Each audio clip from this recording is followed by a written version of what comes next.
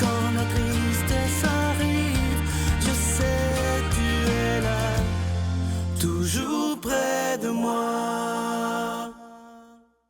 Bonjour, bienvenue à votre émission de la Victoire d'amour. J'espère que vous allez bien. Je vais prendre le temps de vous souhaiter une magnifique journée en cette fête de la Saint-Jean. Aujourd'hui, un témoignage exceptionnel. Je reçois avec beaucoup de joie M. Patrice Saucier et son fils Laurent, qui est autiste. Vous allez voir un témoignage extraordinaire, rempli d'espérance. En chanson, Joanne Bluteau. Et l'homélie sera faite par quelqu'un qu'on aime beaucoup, l'abbé Stéphane Roy. Et évidemment, comme à toutes les semaines, cette nouvelle chronique avec le père Michel-Marie de Paris. 2 minutes pour vous. Bonjour Laurent. Bonjour. Merci d'être là. Bonjour Patrice, merci d'être là. Ça me fait plaisir. J'ai lu sur vous et j'ai été passionné par votre histoire, remplie d'espérance, je trouve. Ah, merci. J'aimerais qu'on recule dans le temps. L'arrivée de Laurent était difficile pour votre épouse. Oui, très difficile. Ça s'est passé comment? Ben, tout allait bien. Évidemment, c'était une belle grossesse. On était très heureux, évidemment, du déroulement. Sauf que vers 24 ou 25 semaines, commençait à faire de la haute pression. Au début, on pensait que c'était le stress. Finalement, on découvre qu'elle fait une pré-éclampsie. Donc, c'est quoi ça, pour que les gens comprennent bien, même que moi je comprends? C'est quelque chose dans le sang, donc ça fait augmenter la pression de façon significative et ça peut aller à une éclampsie et à la mort aussi. Okay. Donc, Sophie est en danger de mort. Elle veut, pendant 2 semaines, rendre sa grossesse jusqu'à 27 semaines, parce qu'à 27 semaines, la prématurité est plus viable. Alors, à ce moment-là, elle a joué avec sa vie pendant 2 semaines. On lui a administré toutes sortes de médicaments. Puis à un moment donné, les médicaments pouvaient mettre la vie de Laurent en danger. Donc, il a fallu accoucher d'urgence à ce moment-là. Donc, c'est comme ça que ce grand garçon-là est venu au monde, un peu dans le chaos, mais après, ça s'est calmé un peu, heureusement. Là, au début de sa vie, il avait comme une enfance à peu près normale. C'est à 12 ans que vous avez eu le diagnostic. Oui, c'est à 12 ans. Donc, ça fait pas longtemps, oui. Ça fait juste 2 ans. Oui, ça fait 2 ans, oui. Comment vous avez réagi, comme papa? Comme père, moi, j'ai bien réagi. Ah oui? J'ai eu... c'est sûr, qu'on ne saute pas de joie quand on nous apprend que notre enfant est autiste, mais j'ai vu tout le sentier se baliser d'un coup, comme si on avait allumé les lumières. Puis là, on voit le chemin, qu'est-ce qu'on doit... où on doit aller, vers quel spécialiste on doit se tourner, parce que, tout au long de l'enfance, Laurent a vu des spécialistes. Et il n'était pas capable de mettre le doigt sur l'autisme? Bien, justement, avec la prématurité, il y avait une sorte de zone grise où on ne pouvait pas officiellement dire cet enfant-là est autiste. On parlait beaucoup d'immaturité neurologique. Son cerveau se développait pas au même rythme. Alors, on ne pouvait pas tout de suite mettre un diagnostic d'autisme. Donc, c'est sûr qu'il voyait des spécialistes en lien avec ça, l'ergothérapie, l'orthophonie, mais plus les années avançaient, puis plus le secondaire approche.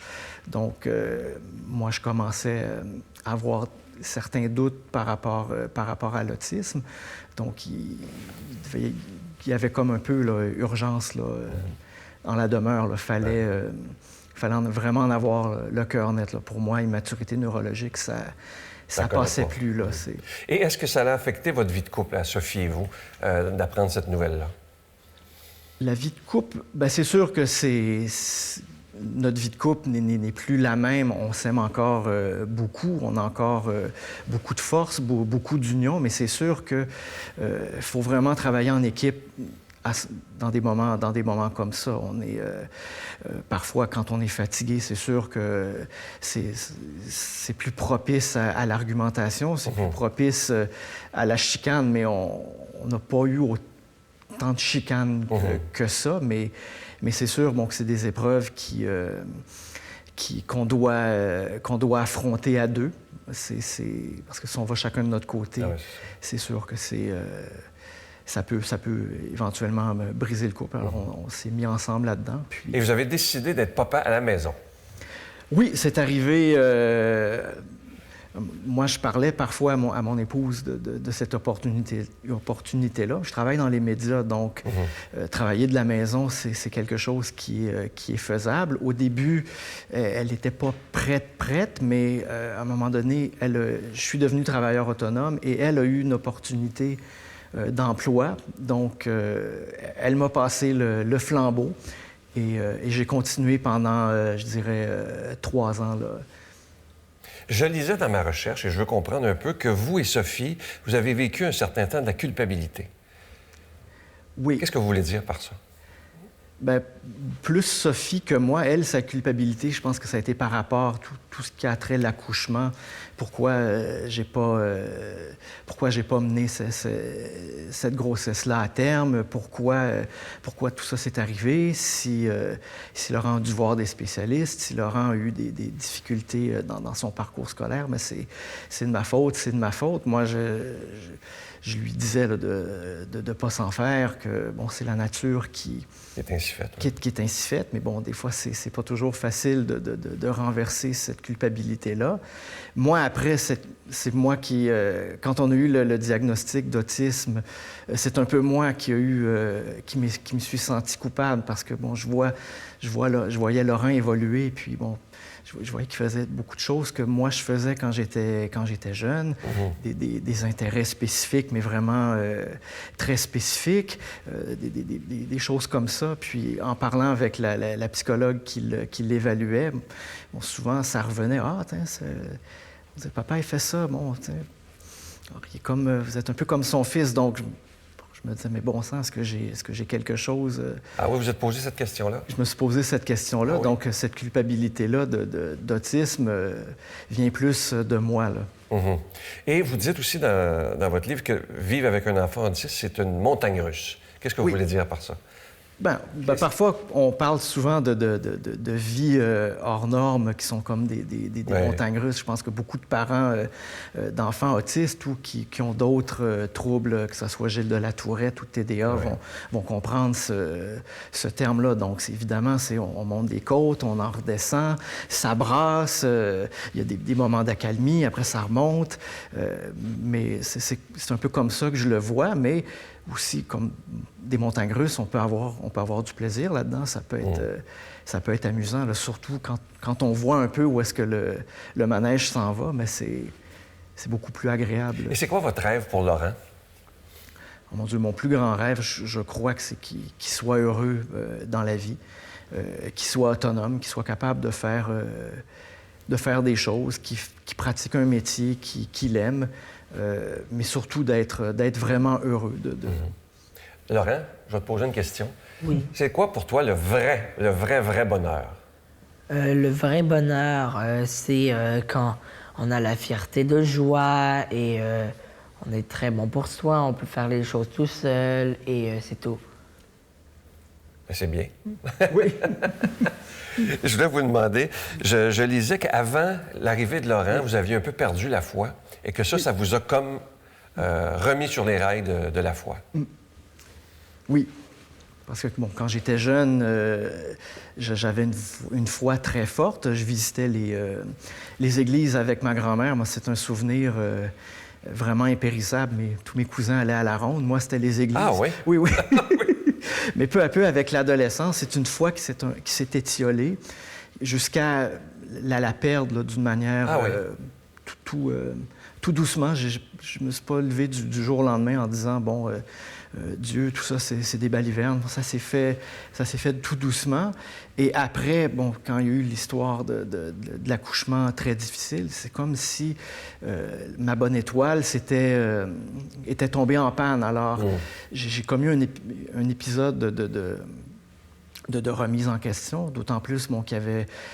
mes beaux-parents avaient fait mettre une croix dans l'incubateur de Laurent, puis bon, il se passait pas grand-chose, alors j'ai ressenti une colère, puis j'ai prié en colère. Bon, au début, à la fin, je me suis peut-être senti coupable de ça, d'avoir abordé Jésus de mauvaise humeur. Mais bon, après quelques lectures, j'ai compris, mais surtout un jésuite qui s'appelle James Martin, qui avait écrit un livre sur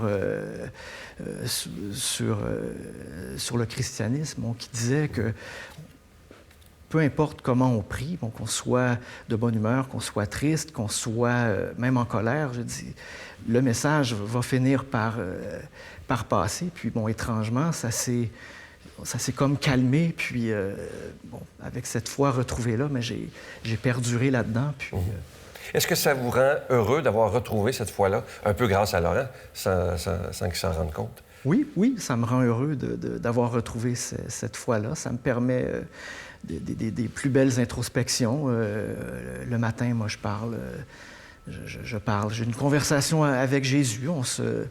Un peu comme un exercice spirituel, un peu à la Ignace de Loyola, mais à ma manière. Là, j'ai un ordre du jour. Alors, d'abord, je le remercie pour telle ou telle chose. Ensuite, je lui demande que ma journée se passe bien.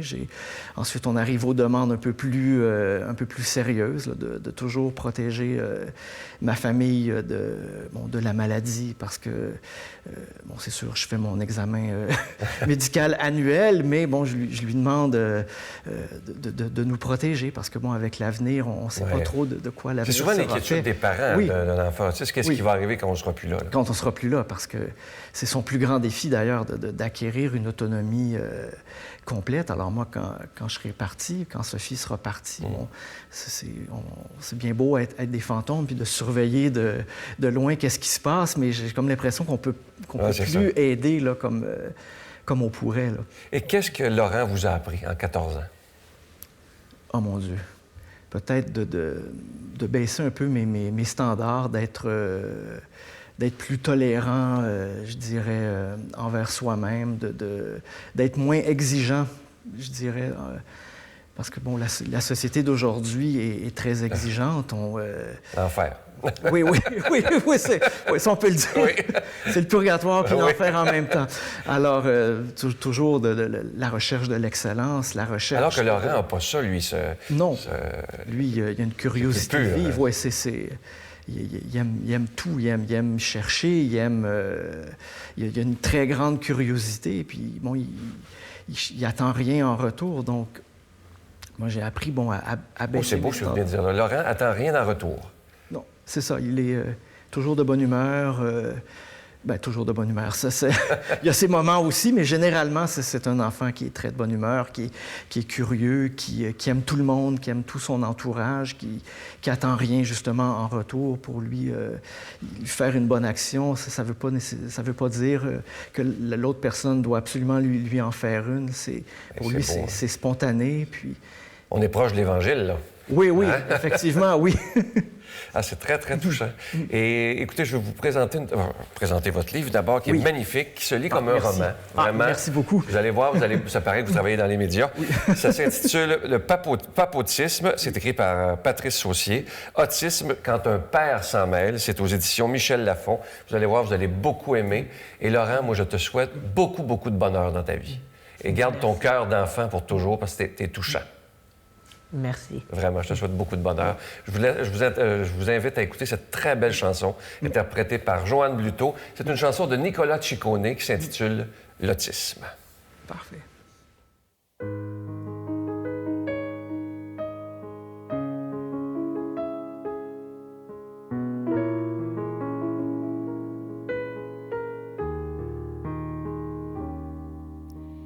L'autiste est né bien différent des autres enfants de son école. Bien qu'il ne parle pas très souvent, ses deux yeux brillent comme des étoiles. Il est distant avec les gens, il préfère déchiffrer les choses. On dirait qu'il compare ce monde aux épines d'une rose. Son cerveau est mystérieux, comme le vent, comme le ciel, à la fois abstrait et beau, comme un tableau de Riopelle. Et malgré tous ces silences, on le découvre à chaque réveil, comme on découvre un chef-d'œuvre teinté de poussière, de soleil.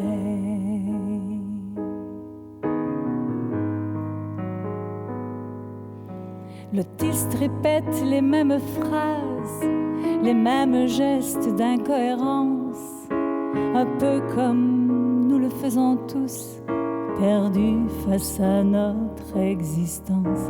Certains le jugent, d'autres le baissent par leur regard, leur impatience. Mais loin derrière toute sa tristesse, il cache un cœur immense. Son cerveau est mystérieux comme le vent, comme le ciel, à la fois abstrait et beau, comme un tableau de Riopelle. Et malgré tous ces silences, on le découvre à chaque réveil, comme on découvre un chef-d'œuvre teinté de poussière, de soleil.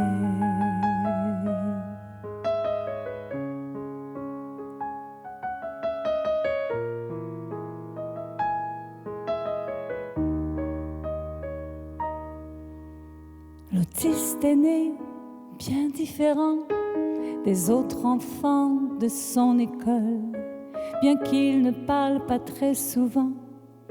Ses yeux brillent comme des étoiles. Il est distant avec les gens, il préfère déchiffrer les choses. On dirait qu'il compare ce monde aux épines d'une rose. Son cerveau est mystérieux comme le vent, comme le ciel, à la fois abstrait et beau, comme un tableau de Riopelle. Et malgré tous ces silences, on le découvre à chaque réveil, comme on découvre un chef-d'œuvre teinté de poussière, de soleil.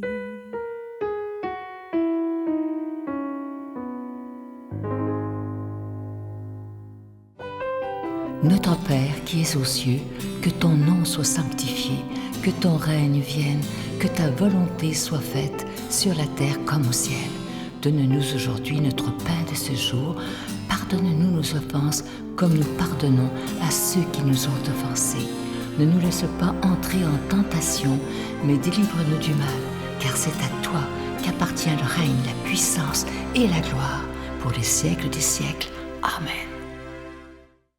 Giorgia Fumenti présente son 10e album Amour, incluant 12 grandes chansons, dont Alléluia.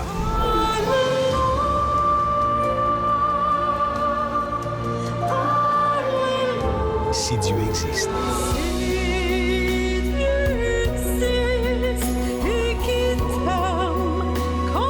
Une chance qu'on sent. L'album Amour de Giorgia Fumenti, en vente partout. Pour une dernière semaine, je vous parle de ce magnifique cadeau du mois de juin. Il s'agit d'une belle exclusivité de la Victoire de l'amour, fabriquée au Québec par un artisan qui a un grand talent. Son nom est Claude, d'ailleurs. Et je vois le nom du pendentif, c'est le pendentif de la prière. Il est plaqué d'or véritable et il est déjà béni. Et je vous rappelle qu'il est en quantité très limitée. C'est avec un don de 25 $ et si vous en voulez deux, avec un don de 40 $ parce que ça se donne vraiment bien en cadeau. Je vous donne l'adresse, la Victoire de l'amour, casier postal 120, succursale Boucherville à Boucherville, le J4B 5E6, je vous la redonne. La Victoire de l'amour, casier postal 120, succursale Boucherville à Boucherville, le J4B 5E6. Également par téléphone, par carte de crédit du lundi au vendredi de 8h30 à 16h30 dans le 514-523-4433, 523-4433 ou sans frais le 1-888-811-9291, 1-888-811-9291 et aussi sur notre site Internet, le www.lavictoiredelamour.org. Je vous rappelle que ceux qui désirent faire leur don par Internet, vous savez que c'est très rapide et vous recevez votre cadeau très rapidement. Je vous rappelle ce magnifique cadeau, c'est la dernière semaine, c'est ce magnifique pendentif de la prière plaqué d'or véritable. Il est déjà béni, je vous rappelle qu'il est en quantité limitée et je veux prendre le temps aujourd'hui de vous remercier de tout cœur de votre grande générosité parce que vous savez, lorsque les mois d'été commencent, c'est toujours un peu plus difficile, mais malheureusement, les factures ne prennent pas de vacances. Je vous remercie de tout cœur de votre prière soutenue et aussi de votre très grande générosité. Merci de tout mon cœur.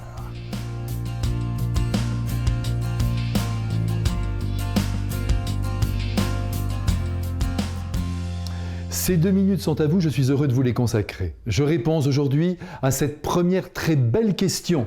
Faut-il faire confiance à son libre arbitre? Est-on seul juge après Dieu? Sans nul doute, il vous est arrivé de vous tromper comme moi dans vos jugements sur des personnes ou des situations, ou de poser aussi des choix qui par la suite se sont révélés mauvais. Mais ce n'est pas là une raison pour douter de la valeur de ce que nous appelons le libre arbitre, qui est un pouvoir merveilleux accordé par Dieu à l'être humain pour se diriger dans la vie et poser tel acte et pas un autre. Ayons donc confiance dans notre nature humaine et notamment dans notre intelligence, dans notre volonté, dans notre sensibilité. Elles peuvent toutes les trois fabriquer des cocktails savoureux et pas forcément des cocktails Molotov. Évidemment, les décisions que nous prenons sont redevables à tout ce que nous sommes, à l'éducation que nous avons reçue, aux influences que nous connaissons, à ce que nous ressentons. Et tout cet univers peut venir altérer la justesse de nos choix. C'est dire que notre liberté est conditionnée, mais peut-être aussi positivement, pourquoi être négatif, par un certain nombre de facteurs. Ceci bien en place, laissez-moi affirmer que notre liberté de pensée et d'action est estimée par Dieu notre Père. Rappelez-vous le mot extraordinaire de saint Thomas d'Aquin. Voici le degré suprême de la dignité chez les hommes, qu'ils se dirigent par eux-mêmes et non par un autre vers le bien. Cependant, Dieu, pas fou, a pris soin de mettre sous nos yeux un tout petit livre, ce fameux évangile qui nous indique sans détour les routes par lesquelles on peut passer pour atteindre le bonheur, ici-bas et là-haut. Et ce n'est pas tout. Le Père du ciel nous a aussi donné l'Esprit Saint, qui de 1000 manières, intérieures, extérieures, nous parle, nous éclaire, nous conduit sans cesse, à travers 1000 signes, du moins si on l'appelle. À la veille d'un choix important, il n'est pas non plus interdit de demander conseil à qui nous aime. Mais attention, la décision, c'est nous qui la prenons. Et si celle-ci est originale, inattendue et incompréhensible aux yeux des hommes trop raisonnables, qu'importe. Si tu penses que ton choix est bon, et même voulu de Dieu, n'écoute plus personne. Fonce, ce que tu ressens a de la valeur. Oui, tu es donc le seul juge de ta propre vie après Dieu, qui, soit dit en passant, n'est pas un juge. À bientôt. Mon Dieu, donnez-moi la sérénité d'accepter les choses que je ne peux changer, le courage de changer les choses que je peux et la sagesse d'en connaître la différence. Amen.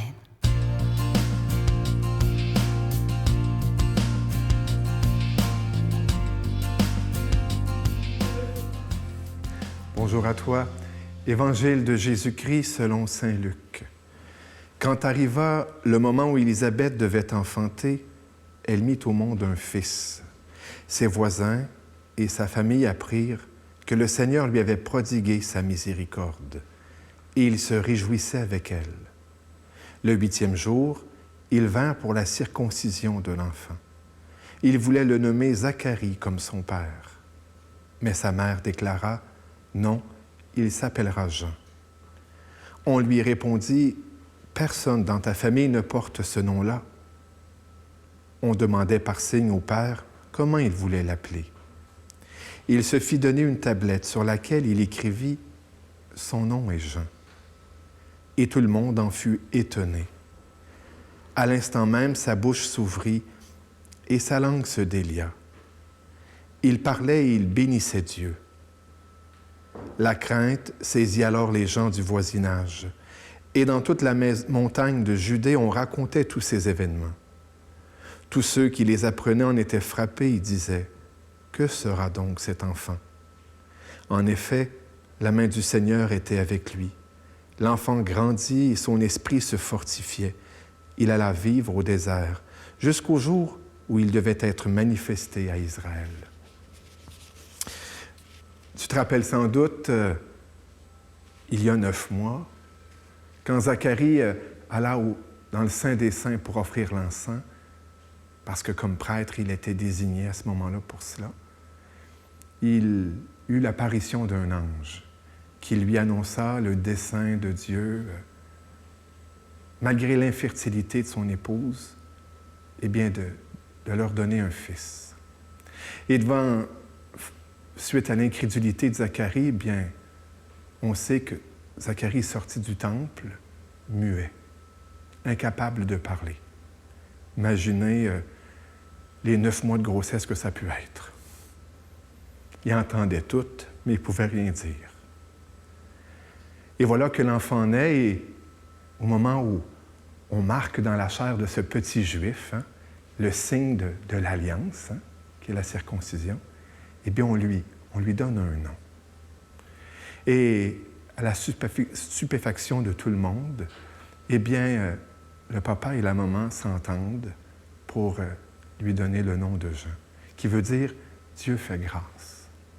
Dans le texte, si tu remarques, les gens, lorsque Zacharie écrit son nom et Jean, sont étonnés. Et certains commentateurs disent qu'ils sont étonnés. Pourquoi? Parce que Jean dit la même chose Zacharie dit la même chose qu'Élisabeth. Il y a un étonnement. Mais ce qui est extraordinaire là-dedans, c'est la symbolique. Le Père, eh bien, est délivré de son mimétisme au moment où il nomme son Fils. Et tu sais que dans la Bible, nommer, c'est pas juste appeler, mais c'est aussi comme donner le droit d'exister, le droit d'être là à l'enfant. Rappelle-toi, Adam et Ève, Dieu leur dit, voyez la création, donnez-leur des noms. Et à partir de ce moment-là, ces choses, eh bien, existent pour nous. Il y a quelque chose aussi d'extraordinaire là-dedans parce que Zacharie sort du fait, eh bien, de vouloir faire de son petit gars un autre lui-même. Hein? Non.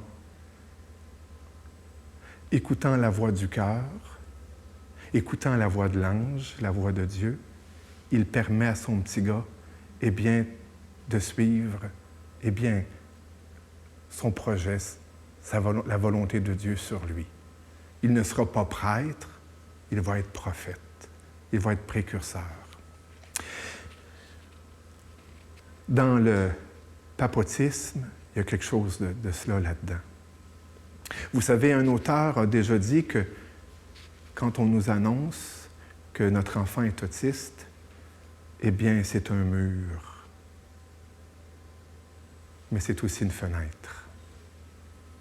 C'est une fenêtre qui permet au Père, eh bien, de se découvrir Père, de se découvrir dans une vocation qu'il ne connaissait pas jusque-là. Parce que vous savez, avec un autisme, le Père ne peut pas être un Père autoritaire, un Père qui force. Parce que la force, eh bien, fait juste en sorte que la personne autiste se replie sur elle-même comme un lièvre entre dans son terrier. Non, il faut à ce moment-là apprendre une forme de communication qui fait que l'enfant, la personne, puisse être elle, telle qu'elle est, lui permettant de grandir en esprit. Aujourd'hui, j'aimerais prier pour tous les autistes, mais aussi pour tous les parents d'autistes, en demandant au Seigneur de les bénir et faire en sorte que ça soit une bénédiction pour eux. Amen. Je vous salue Marie, pleine de grâce. Le Seigneur est avec vous. Vous êtes bénie entre toutes les femmes, et Jésus, le fruit de vos entrailles, est béni. Sainte Marie, Mère de Dieu, priez pour nous pauvres pécheurs, maintenant et à l'heure de notre mort. Amen.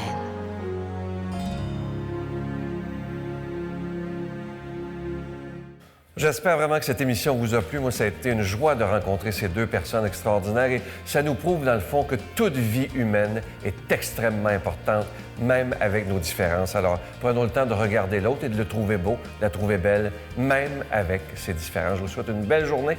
À demain. Bye.